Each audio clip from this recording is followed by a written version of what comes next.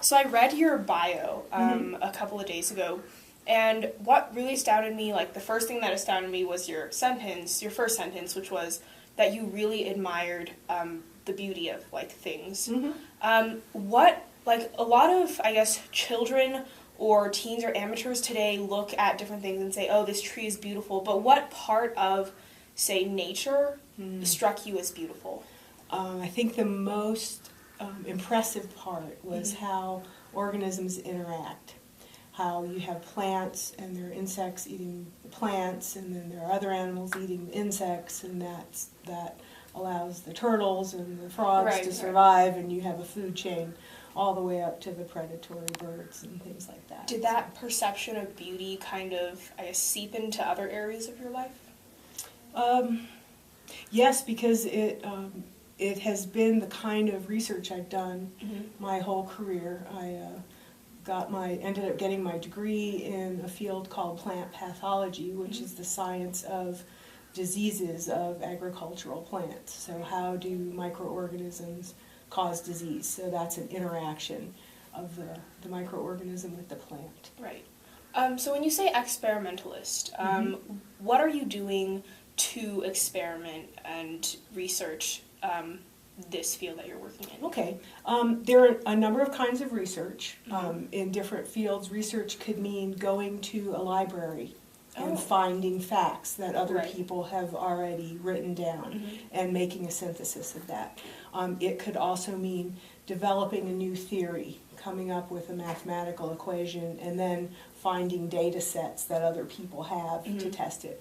An experimentalist sets up an actual laboratory or field experiment where I say, I want to know the effects of factor A on organism B and how they interact, and I set up an experiment, and I actually do chemistry and biochemistry to get that answer. So I generate data. Okay, awesome. So I guess what I'm wondering, so you talked about how different organisms kind of interact with each other, and that struck you as beautiful. What transitioned you from macro to micro view? That's a good question. I didn't know about the microbial world for most of my life until I took a class in fungi that cause disease, and we did a lot of microscopy in that class. And I learned in that class that structures that are present in the microbial world are very beautiful. They're all different colors and facets, and they have many different growth forms. It's like going into the ocean the first time and seeing that starfish are not radiated the same way as land animals are. So that was mostly it, my introduction into those organisms that I didn't know about before. Do you think if you hadn't discovered like the microbial world that early on, you would be working on macrobiology more?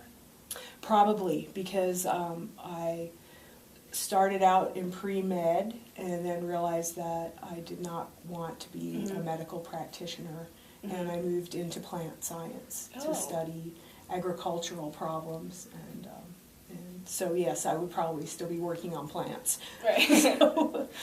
So which one of the out of macro and micro do you think like is more significant in the future? I guess, is macro still going to be as important to us, say 20 years from now, as microbiology? No, I think the microbiology is going to have increasing importance, and I hope to tell you some of that, my rationale for that statement in the presentation tonight. Awesome.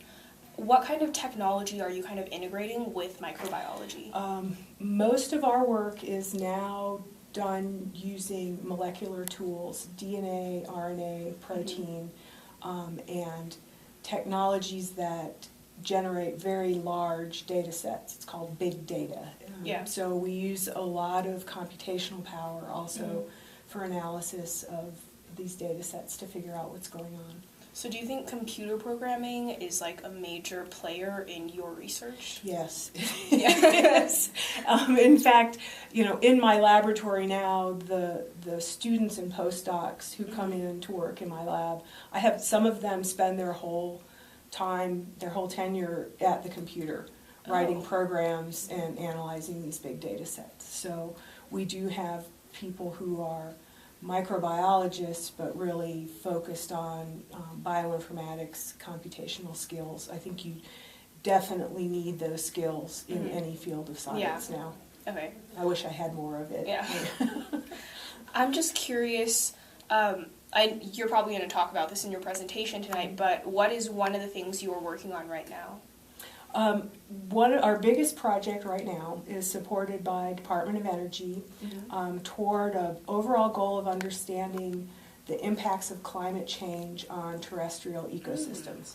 And we are working on the soil component of those ecosystems.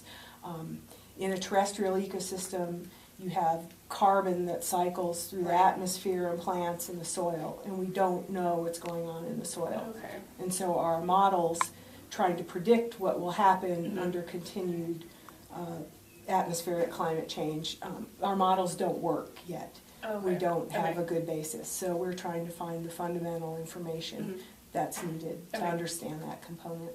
So I'm just going to conclude the interview with kind of a final question. Did you ever engage in this stereotypical perception of the microbiologist where you sit in a pond and you have a jar and you look at the specimen under microscopes? As an elementary school kid and as a summer programs kind of kid, we did that kind of thing. We got the jar, we looked at the paramecia, and I was not that enthused about it at that point. But now that it's moved into molecular, using DNA and RNA and molecular tools, I'm finding it much more interesting. All right. Thank you so much.